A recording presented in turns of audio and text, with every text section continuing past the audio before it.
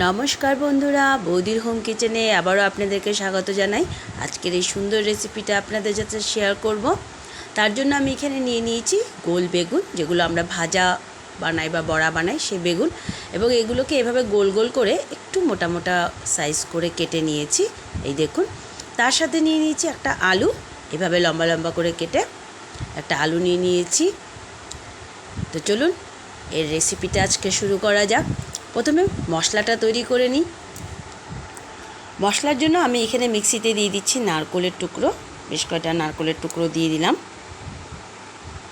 দিয়ে দিচ্ছি 5-6 কোয়া রসুন, এক টুকরো আদা আর 4-5টা কাঁচা লঙ্কা।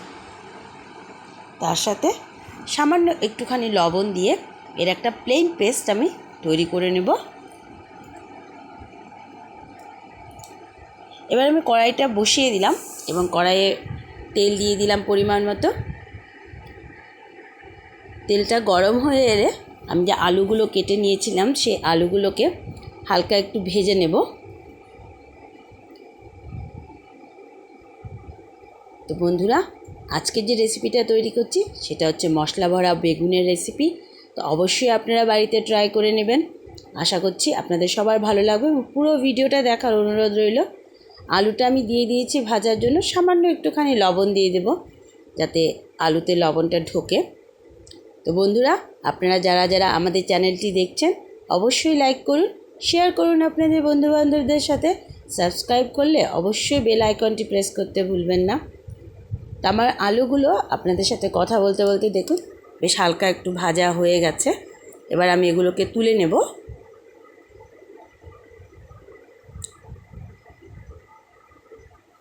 আমি কিন্তু বেগুনটা ভাজা করব না। এবার এই একই তেলে আমি যে মশলার পেস্টটা তৈরি করেছি সেটা দিয়ে দিচ্ছি, এবং গ্যাসের স্টিমটা অবশ্যই একটু মিডিয়াম করে দেবেন, একদম হাই স্টিমে রাখবেন না। তার সাথে এর মধ্যে দিয়ে দিব একটু জল, কেননা মশলাটাকে ভাজতে হবে, তার জন্য একটু জল দিয়ে দিলাম।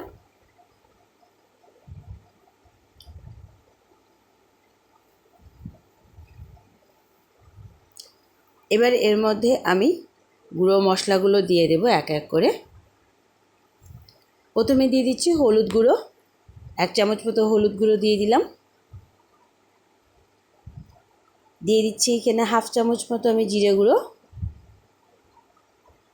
আর দিয়ে দিচ্ছি এখানে লঙ্কার গুঁড়ো। আপনারা চাইলে কাশ্মীরি লাল মির্চিও ইউজ করতে পারেন যদি ঝাল কম খান, আর যদি ঝাল খান তাহলে ঝাল লঙ্কার গুঁড়োটাও ইউজ করতে পারেন। তো ভালো করে এই মশলাগুলোকে এর সাথে মিশিয়ে নিচ্ছি। আপনারা দেখতেই পেয়েছেন আমি বেগুনগুলো কিন্তু ভাজা করিনি, কেননা বেগুন একটু নরম সবজি, আগে যদি ভাজা করি তো রেসিপিটা করা যাবে না, পুরো গলে যাবে। তাই বেগুনগুলোকে আমি আলাদা রেখে দিয়েছি। এবার আমি এর মধ্যে লবণটা দিয়ে দিচ্ছি পরিমাণ মতো। আপনারা যে যে পরিমাণে নুন খান সেই অনুযায়ী নুনটা দিয়ে দেবেন।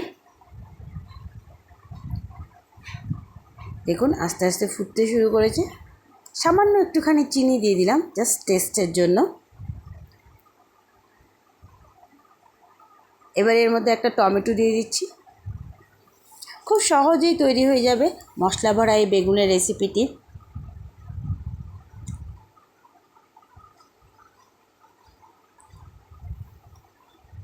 এবার একটুখানি এটা ফুটিয়ে নিয়ে আমি যখন এর মধ্যে একটু ঝোল ঝোলটা মশলা রয়ে গেছে তখনই দেখুন বেগুনগুলোকে দিয়ে দিচ্ছি, কেননা এবার বেগুনগুলো এর মধ্যে দিলে বেগুনটা ভাজাও হবে এবং মশলাটা পুরো বেগুনের মধ্যে ঢুকবে, সেই জন্যই আমি বেগুনগুলো আগে দিইনি। এবার মশলার সাথে উল্টে পাল্টে ভালো করে মিশিয়ে নেব।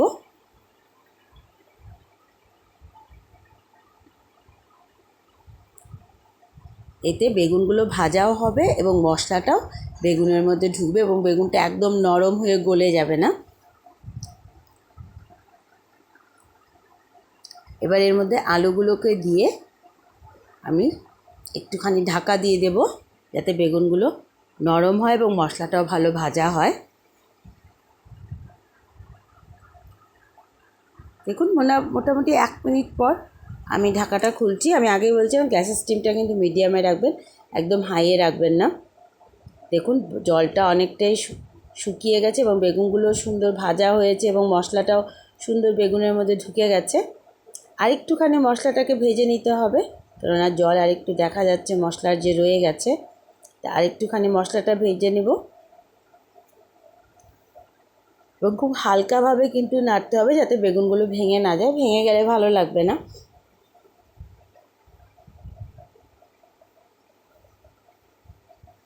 আর একটুখানি মশলাটা ভেজে নিই।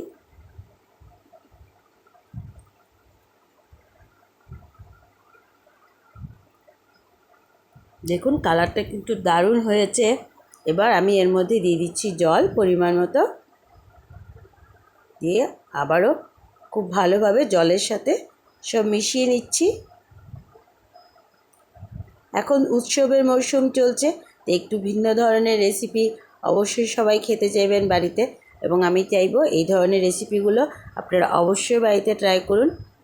খুব ছোটোখাটো রেসিপি কিন্তু খেতে দুর্দান্ত স্বাদ, গরম ভাতের সাথে দারুণ লাগবে খেতে। এই মশলা ভরা বেগুনের রেসিপিটি অবশ্যই আপনারা বাড়িতে একবার ট্রাই করে নেবেন। তো দেখুন আমি পরিমাণ মতো অল্প জল দিয়ে দিলাম। এবার আমি এটাকে ঢাকা দিয়ে লো মিডিয়াম স্টিমে গ্যাসে 2 থেকে 3 মিনিট রান্না করে নেব, তাহলেই রেডি হয়ে যাবে আমার এই রেসিপিটি। দেখুন 2-3 মিনিট পরে আমি ঢাকাটা খুললাম এবং গ্রেভি একদম রেডি আমার বেগুনের রেসিপি। বেগুনও খুব নরম হয়ে গেছে সুন্দরভাবে। এবার ওপর থেকে একটু ধনেপাতা দিয়ে দিচ্ছি, দিয়ে আমি গ্যাসটা বন্ধ করে দেব, কারণ আমার রেসিপি একদম রেডি হয়ে গেছে। এখন তো ধনেপাতা মার্কেটে পাওয়াই যায়, একটু ধনেপাতা দিয়ে দিলাম, গ্যাসটা অফ করে দিচ্ছি, দিয়ে আমি এবার এটাকে নামিয়ে নেব।